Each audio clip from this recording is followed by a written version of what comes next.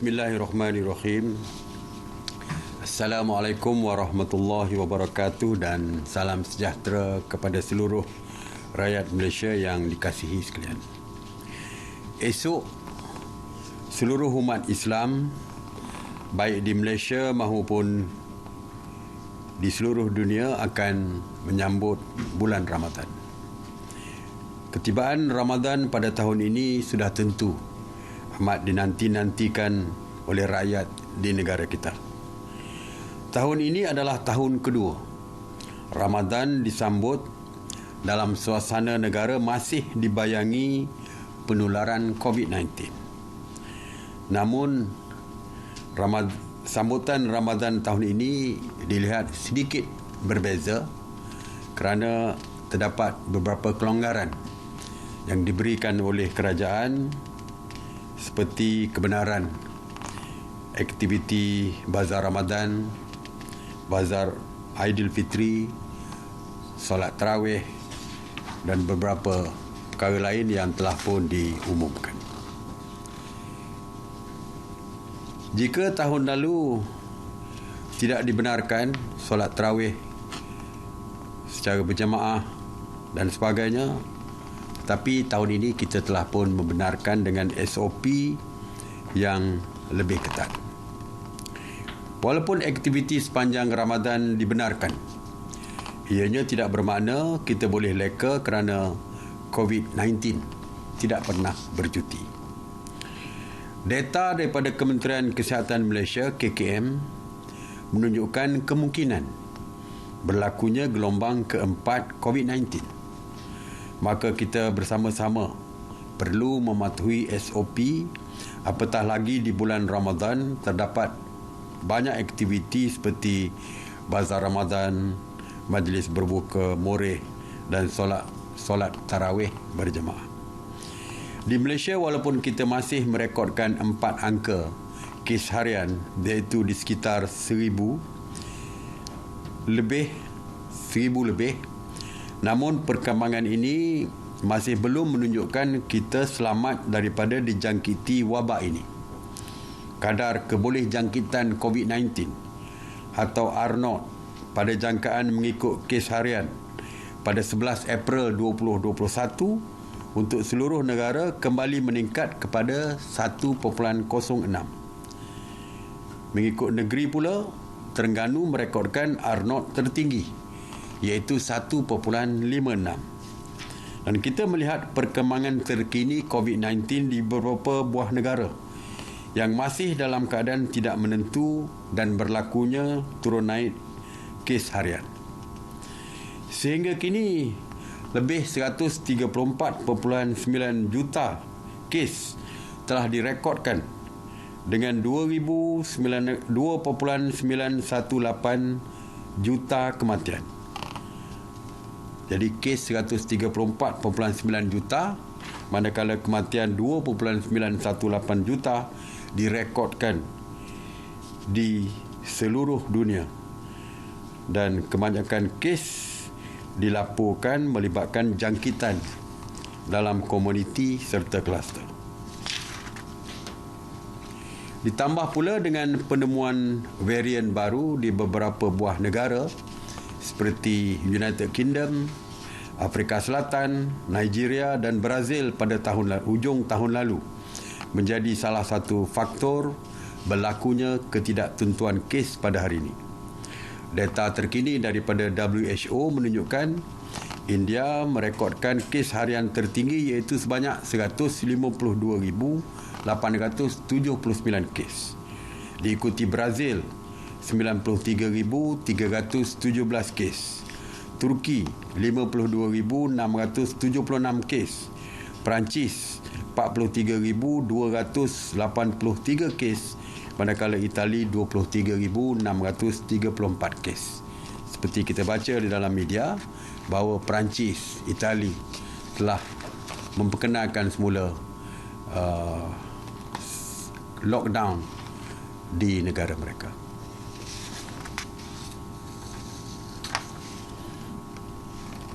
Sidang khas hari ini juga telah mendengar pembentangan oleh KKM mengenai situasi serta penilaian risiko bagi tempoh 14 hari pelaksanaan PKPB serta PKPP di negeri-negeri di seluruh negara yang dijadualkan akan tamat pada 14 April 2021. Secara keseluruhannya, KKM mengesahkan status kes COVID-19 di kebanyakan negeri ketika ini menunjukkan trend tidak stabil serta R0 yang semakin meningkat yang melepasi angka 1. Pemantauan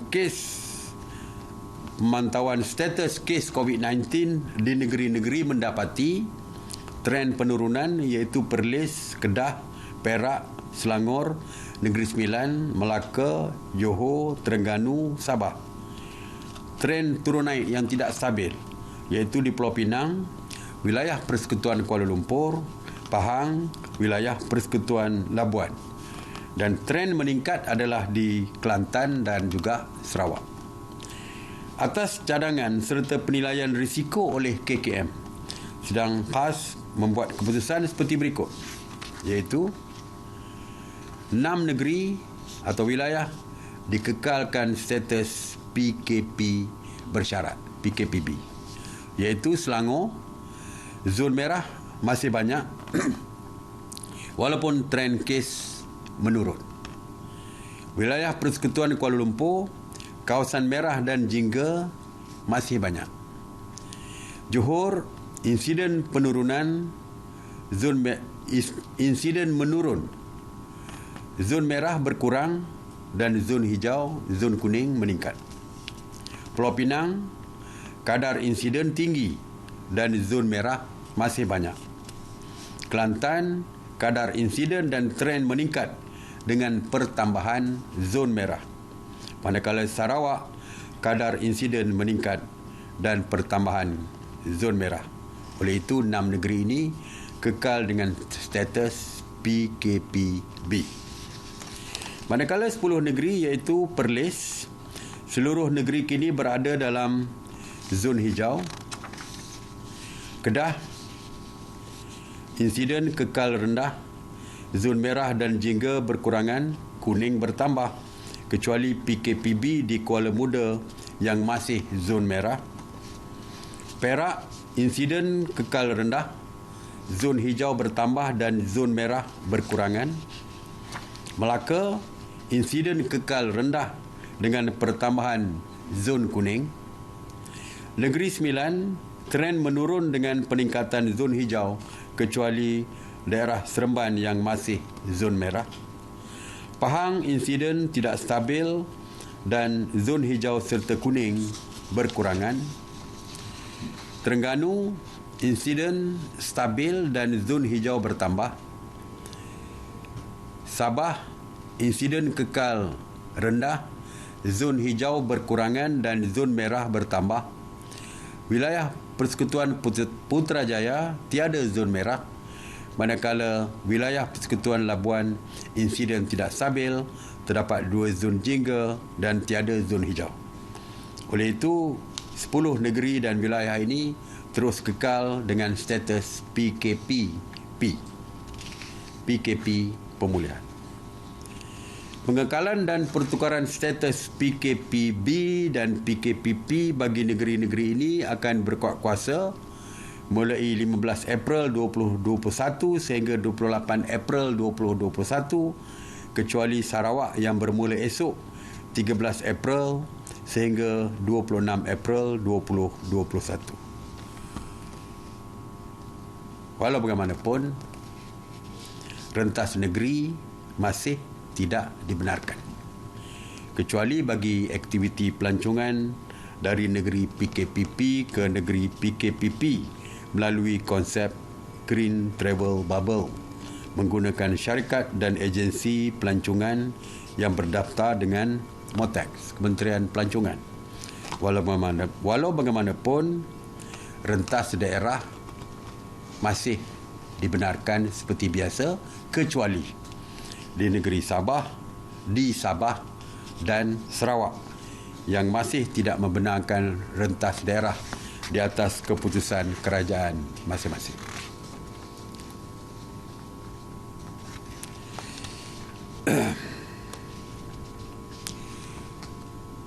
Pihak kerajaan mendapat berbagai-bagai permohonan daripada peniaga, daripada rakyat mengenai keperluan untuk membeli keperluan makanan untuk bersahur, terutamanya yang melibatkan warga bujang. Sebelum ini, operasi di restoran ataupun kedai makan atau warung dihadkan sehingga pukul 12 malam. Daripada 6 pagi sehingga 12 malam atau mengikut syarat lesen yang dikeluarkan oleh PBT. Jadi, jika 12 malam kedai sudah pun ditutup, kedai makan sudah ditutup, ianya akan menimbulkan kesukaran kepada warga yang memerlukan makanan untuk bersahur. Selepas mengambil kira semua pandangan serta keperluan khususnya orang bujang dan lain-lain untuk mendapatkan makanan bersahur, maka mesyuarat bersetuju, iaitu semua restoran, warung,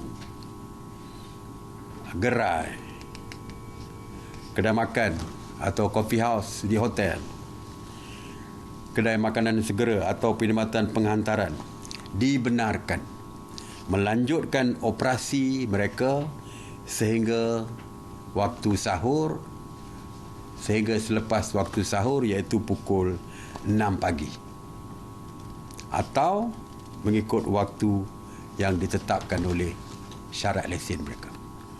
Jadi ini bermakna selepas ini kedai makan diteruskan dan sehingga sahur. Jadi mereka yang ingin membeli makanan untuk bersahur boleh membeli berbungkus atau boleh makan di restoran yang dibuka untuk membantu mereka mendapatkan makanan bersahur. Walau bagaimanapun, kebenaran ini hanya terpakai sepanjang bulan Ramadan saja. Ini, okey. Manakala terdapat restoran ataupun kedai makan di dalam pasaraya, dan ini adalah mengikut waktu operasi pasaraya tersebut. Kita tahu ada kedai-kedai di dalam pasaraya, restoran dan sebagainya, tetapi pasaraya tutup pukul 10. Seluruh Malaysia pasaraya tutup pukul 10. Shopping kompleks tutup pukul 10. Jadi ianya tertaluk kepada waktu shopping kompleks tersebut. Sidang khas juga bersetuju untuk membenarkan penganjuran majlis berbuka puasa. Seperti kita tahu, banyak kementerian, syarikat yang menganjurkan majlis berbuka puasa. Dan kita bersetuju untuk membenarkan. Begitu juga dengan buffet Ramadan di hotel, di restoran dan lain-lain premis makanan. Kita benarkan dengan SOP yang ketat yang telah pun kita tetapkan. Mengenai bilangan kehadiran di kawasan PKPB dan juga PKPP, jika buffet Ramadan, maka kita membenarkan dengan syarat ianya ada penjarakan sosial di antara pengunjung yang makan, dan juga SOP tentang kedudukan meja juga yang perlukan 2 meter jarak itu dipatuhi, ya. Walaupun bagaimanapun untuk majlis berbuka puasa, sama ada dibuat di pejabat, di dalam dewan dan sebagainya, di kawasan PKPB seperti biasa 50% daripada keluasan tempat ataupun mengikut 50% daripada kapasiti sebenar, manakala di kawasan PKPP 100%, tetapi mesti mempunyai penjarakan sosial, seperti di majlis-majlis lain lah di kawasan PKP. Antara SOP am bagi bufet Ramadan dan majlis berbuka puasa, kita perlu ditetapkan dan ditandakan secara jelas laluan khas keluar masuk tetamu dan pelanggan, dan perimeter kawasan majlis tempat berbuka puasa, terutamanya bagi penganjuran majlis di tempat terbuka atau rumah persendirian.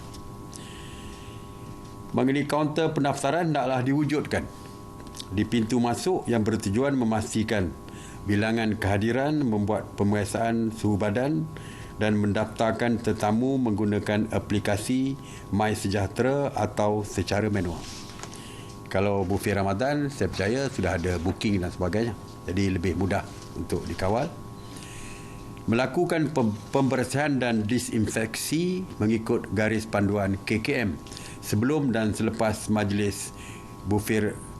majlis berbuka ataupun bufet Ramadan di kawasan ruang majlis, ruang makan, kerusi dan meja, alatan catering, surau dan lain-lain. Memperbanyakkan tempat hidangan bufet bagi mengelakkan tetamu dan pelanggan tertumpu atau bersesak di satu-satu tempat sahaja. Walaupun bufet dibenarkan, tetapi kita mensyaratkan bufet yang disenduk oleh pramusaji, ya, dibantu oleh pramusaji yang menyenduk makanan dan sebagainya. Dan waktu beratur pun mesti mempunyai penjarakan, meja mempunyai penjarakan dan sebagainya. Walaupun kita di majlis berbuka puasa, kita sebenarnya menggalakkan penyediaan dom tu, iaitu tidak secara bufet. Kita menyediakan tempat makan yang berhidang.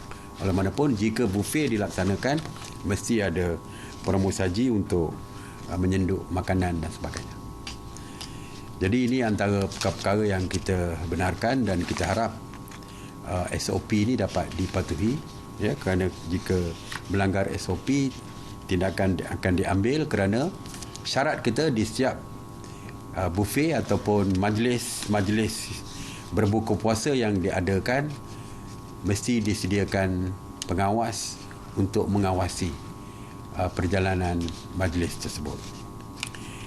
Surau, penggunaan surau juga tertakluk kepada SOP yang ketat, iaitu kedudukan sewaktu solat dan sebagainya perlu penjarakan sosial 1 meter, manakala kita juga menggalakkan membawa sejadah sendiri. Kita galakkan di surau-surau, sama ada di hotel ataupun di kawasan sewaktu majlis berbuka puasa diadakan. Mengenai aktiviti keagamaan di masjid dan surau pada bulan Ramadan, sidang mesyuarat pada dasarnya bersetuju seperti yang saya umumkan untuk membenarkan aktiviti solat tarawih di masjid dan surau pada bulan Ramadan serta aktiviti-aktiviti agama yang lain. Begitu juga dengan majlis berbuka puasa di masjid dan surau. Kita juga membenarkan. Walaupun seperti kita tahu yang SOP yang berkaitan dengan keagamaan Islam ini ianya dikawal oleh kerajaan negeri masing-masing. Saya difahamkan setiap kerajaan negeri, setiap pihak berkuasa negeri, pihak berkuasa agama Islam negeri-negeri telah pun mengumumkan SOP masing-masing. Sama ada dari segi jamuan berbuka puasa, ada yang berbungkus dan sebagainya. Begitu juga dengan aktiviti-aktiviti di dalam masjid seperti tadarus, tazkirah dan sebagainya. Semuanya telah diumumkan oleh kerajaan negeri masing-masing. Jadi bolehlah merujuk kepada SOP di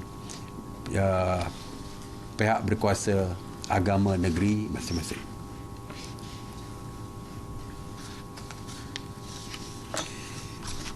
Hari ini saya ingin mengumumkan mengenai PKPD di Sabah. Kerajaan hari ini melaporkan situasi kes COVID-19 di kampung Meruntum, Putatan, Sabah.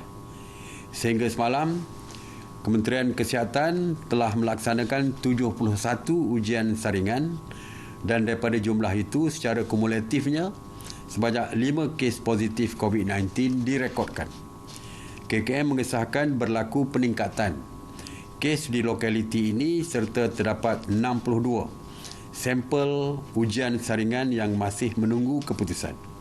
Setelah membuat penilaian risiko bersama pelbagai agensi dalam jawatankuasa teknikal PKP dan atas nasihat KKM, kerajaan bersetuju untuk melaksanakan PKPD diperketatkan di kampung Meruntum, Putatan, Sabah berkuat kuasa pada 13 April sehingga 26 April 2021. Seperti biasa, tujuannya PKPD ini untuk pengesanan awal kepada kes-kes dan bagi kita menyekat penularan COVID-19 di kawasan tersebut. SOP-nya sama saja dengan SOP PKPD, boleh dirujuk di dalam website MKN. Secara ringkasnya, saya ingin maklumkan tentang Task Force Operasi Pematuhan. Semalam sebanyak 3,338 pasukan Task Force Operasi Pematuhan PDRM yang terdiri daripada 14,897 anggota telah melakukan 61,703 pemeriksaan bagi memantau dan menguatkuasakan pematuhan SOP di seluruh negara. Semalam, PDRM telah menahan 111 individu atas kesalahan engkar SOP dan daripada jumlah itu, 101 di kompaun manakala 10 direman. Kita dapati kes meningkat semula dari segi kegagalan pematuhan SOP ini. Satu ketika kes menurun sehingga 2 digit. Tetapi kali ini meningkat semula. Dan aktiviti pusat hiburan meningkat balik menjadi kes yang tertinggi sebanyak 36 kes. Dulu apabila kita umumkan denda RM10,000, kes yang melibatkan tempat hiburan ini telah pun jauh berkurangan hingga satu digit saja. Tapi sekarang mungkin mereka tidak merasakan mereka tidak boleh dikenakan tindakan kerana banyak yang tak setuju dengan RM10,000. Akhirnya kes meningkat semula. Kita berharap pihak polis terus mengenakan tindakan kepada aktiviti pusat hiburan ini dengan maksimum denda kompaun yang maksimum, kerana di bawah ordinan darurat tersebut bahawa mereka masih boleh dikenakan kompaun maksimum. Ya, jadi kita tidak ada diskaun bagi kes yang melibatkan pusat hiburan seperti ini. Mengenai kawalan sempadan, Ops Benteng semalam telah berjaya menahan 27 parti dan merampas 6 buah kenderaan darat dalam operasi yang dilakukan di seluruh negara, dan dalam operasi tersebut sebanyak 40 buah bot dan kapal turut dikesan di perairan. Sebanyak 256 sekatan jalan raya SJR Ops Benteng telah dilaksanakan di seluruh negara. Jadi saya kira itu sajalah yang saya nak sampaikan. Perkara lain yang tidak sempat saya sampaikan boleh dirujuk melalui media rilis yang akan saya buat sebentar lagi. Saya buka kepada soalan. Datuk Seri, semalam Kerajaan Negeri Kelantan mengumumkan Bazar Ramadan dan Aidilfitri di seluruh negeri itu dibatalkan. Jadi soalan saya, adakah pihak berkuasa tempatan mempunyai kuasa untuk membatalkan perkara yang telah dipersetujui oleh Kerajaan Persekutuan? Sepatutnya apabila MKN menetapkan sesuatu kebenaran, membenarkan sesuatu perkara dilaksanakan dan SOP telah ditetapkan, sepatutnya ianya diikuti oleh setiap negeri di seluruh negara. Walaupun kita berpandangan bahawa kerajaan negeri boleh menggunakan budi bicara mereka berdasarkan kes yang berlaku di negeri mereka. Mereka juga, saya percaya, menerima pandangan daripada pihak Kementerian Kesihatan di negeri mereka. Jadi kita telah membuat keputusan bersama dengan KKM. Saya berbincang dengan KKM. Kajian negeri boleh membuat peraturan yang lebih ketat jika mereka merasakan itu perlu. Yang tak boleh mereka lakukan adalah melonggarkan apa SOP yang telah standard yang ditetapkan oleh Kajian Persekutuan. SOP kita tetapkan, tapi mereka membuat SOP yang lebih longgar. Itu kita tidak benarkan. Tetapi kalau mereka membuat SOP yang lebih ketat, kerana bagi mereka itu perlu dilaksanakan untuk mengawal keadaan di negeri mereka, kita benarkan. Jadi walaupun SOP general kita sudah pun ada.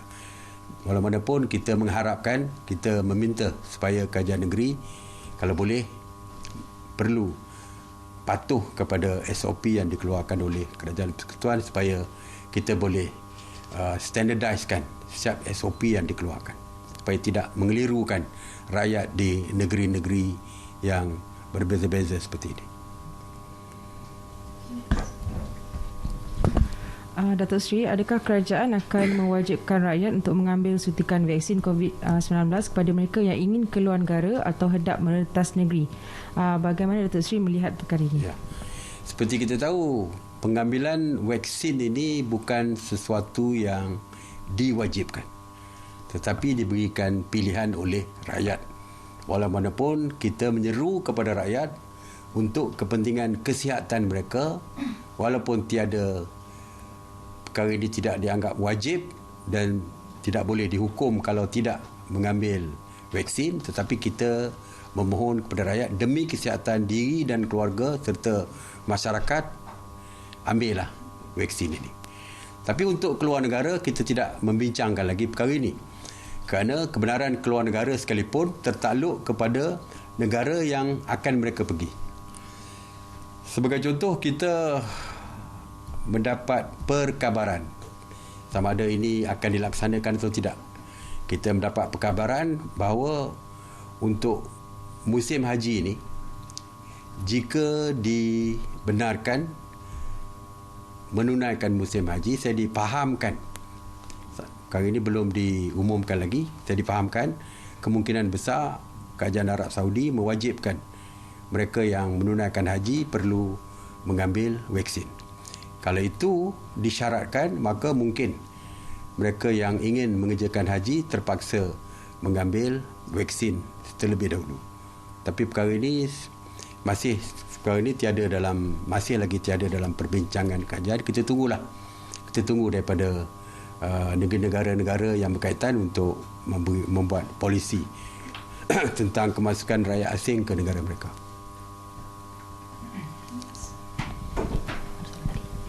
Datuk Seri, masih terdapat segelintir pihak tidak bertanggungjawab cuba mengasuk rakyat dan menyebarkan berita palsu agar tidak menerima suntikan vaksin seperti AstraZeneca, kerana laporan luar negara mendakwa ia boleh mendatangkan mudarat dan mencetuskan ketidaktenteraman dalam kalangan rakyat. Bagaimana kerajaan mengatasi perkara ini supaya rakyat tidak takut untuk mengambil vaksin selain daripada Sinovac dan Pfizer?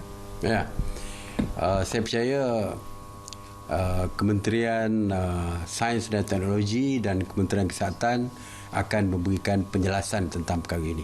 Ya, kita tahu banyak fake news yang bertebaran di negara kita ini. Sebab itulah kerajaan baru-baru ini telah memperkenalkan ordinan darurat mengenai fake news ini, yang mana tindakan boleh diambil untuk mendapatkan perintah mahkamah untuk menurunkan fake news tersebut, dan kegagalannya boleh menyebabkan tindakan hukuman denda boleh dikenakan. Saya lihat bukan setakat AstraZeneca, tapi fake news terus disebarkan di seluruh negara. Semalam saya mendapat satu audio daripada Kelantan yang marah-marah kepada kerajaan dan sebagainya kerana mengikut kata beliau, PKP akan dilaksanakan di Kelantan. Sedangkan hari ini baru saya mengumumkan Kelantan terus kekal sebagai negeri PKPB, bukan PKP. Jadi jelas menunjukkan bahawa penyebaran berita-berita jahat seperti ini terus dilakukan yang boleh menyebabkan berlaku panik di Kelantan. Bayangkan kalau PKP betul-betul, kalau percaya bahawa berita itu benar, tentu akan berlaku panic buying dan sebagainya, pembelian panik berlaku di Kelantan. Tapi saya harap rakyat tidak perlu percaya kepada berita-berita yang tak sahih ini, kerana jika ada pengumuman mengenai PKP, PKPD, PKPB dan sebagainya, hanya akan diumumkan oleh pihak kerajaan. Dan pastinya sayalah yang akan mengumumkan. Jadi tunggulah pengumuman yang sebenar sebelum disebarkan berita-berita palsu, kerana jika ada laporan tentang berita ini, mungkin mereka boleh dikenakan tindakan undang-undang. Okey, terima kasih. Assalamualaikum warahmatullahi wabarakatuh.